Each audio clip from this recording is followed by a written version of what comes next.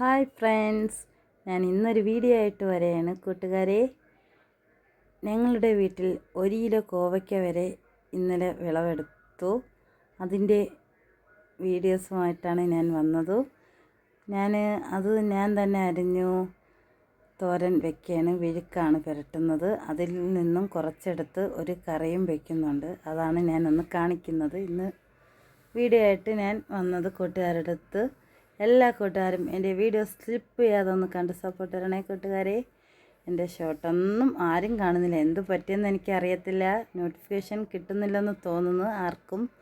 അതുകൊണ്ടായിരിക്കും ആരും കാണാത്തത്. അതുകൊണ്ട് അഥവാ നോട്ടി കാണണമെങ്കിൽ എല്ലാവരും എൻ്റെ വീഡിയോസ് കണ്ട് എനിക്ക് സപ്പോർട്ട് തരണേ കൂട്ടുകാരെ. ഞാൻ അങ്ങനെ ഒരു വിഴുക്ക് പുരട്ടുകയാണ്.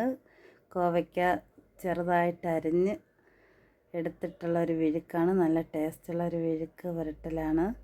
ഞങ്ങൾ ഈ രീതിയിലാണ് ഇന്നലെ വെച്ചത്. ഇന്നലെ എടുത്ത വീഡിയോ ആണ് ഞാൻ ഇന്നാണ് ഇടുന്നത്. എല്ലാവരും കാണണേ.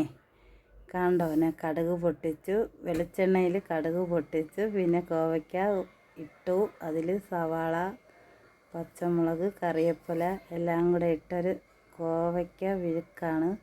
അത് കഴിഞ്ഞിട്ട് ഒരു കോവയ്ക്ക കറിയാണ് വെക്കുന്നത്. അതും ഇതേപോലെ തന്നെ കോവയ്ക്ക നീളത്തിൽ അരിഞ്ഞതാണ്. അതിനെ ഒരു വിഴുക്ക് കണക്ക് ആദ്യം വാട്ടിയെല്ലാം എടുത്തതിന് ശേഷം നമ്മൾ ചിക്കൻ കറിക്ക് വയ്ക്കുന്ന മസാലയെല്ലാം അതിലിട്ടിട്ട് അങ്ങനെ തയ്യാറാക്കിയ ഒരു കറിയാണ്. നല്ല ടേസ്റ്റുള്ള കറിയാണ്. നമുക്ക് ചോറിന് കഴിക്കാം. ആ കറി നല്ല ടേസ്റ്റാണ്. അത് കഴിഞ്ഞിട്ട് അതിന് ലാസ്റ്റ് നമ്മൾ തേങ്ങാപ്പാലാണ് ആ കറിക്ക് ഒഴിച്ച് കൊടുക്കുന്നത്. ഞാനത് വീഡിയോയിൽ കാണിച്ചിട്ടുണ്ട്. വോയിസ് കൊടുക്കുന്നത് കുറച്ച് മാറിപ്പോകുന്നുണ്ട് കേട്ടോ. രണ്ടും കൂടെ എടുത്തപ്പോൾ എനിക്ക് വോയിസ് ഒറ്റയടിക്ക് കൊടുക്കാൻ പറ്റുന്നില്ല. തോരൻ്റെയും ഈ കറിയുടെയും എല്ലാം കൂടെ വരുന്നു. അതുകൊണ്ട് കാണുമ്പോൾ മനസ്സിലാവും. നീളത്തിലരിഞ്ഞ് കോവയ്ക്ക വിഴുക്ക് പുരട്ടി കാണുന്നുണ്ടോ? അത് അരിഞ്ഞ് പിന്നെ മസാലകളെല്ലാം ഇട്ടെടുക്കും. ആ കൂട്ടത്തിൽ തോരൻ്റെയും കാണിക്കുന്നുണ്ട്. തോരൻ റെഡി ആയിട്ടുണ്ട് കേട്ടോ.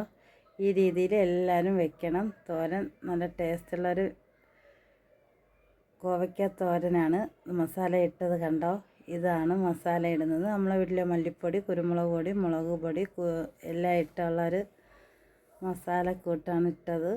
അത് കഴിഞ്ഞിട്ട് അത് കുറച്ച് നേരം നല്ലതുപോലെ ചൂടാക്കി ഒരു മണം വരുമ്പോഴത്തേക്ക് കറി റെഡിയായെന്നാണ്.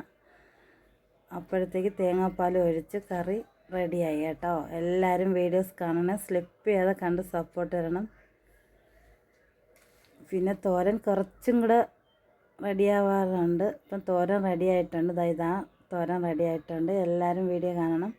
കോവയ്ക്ക കറിയും റെഡി ആയിട്ടുണ്ട്. ഇനി പാലൊഴിച്ചിട്ട് എടുത്താൽ മതി. അപ്പോൾ കോവയ്ക്ക കറിയും റെഡിയായി. നല്ല ടേസ്റ്റുള്ളൊരു കോവയ്ക്ക കറിയാണ്. നമുക്ക് ചോറ് കഴിക്കാം, ചപ്പാത്തിക്ക് കഴിക്കാം. ഈ രീതിയിൽ എല്ലാവരും ഒന്ന് തയ്യാറാക്കി നോക്കിയാൽ മതി. നല്ല ടേസ്റ്റുള്ളൊരു കറിയാണ്. വീഡിയോസ് കണ്ട് എല്ലാവരും സപ്പോർട്ട് ചെയ്യണം. Okay, by.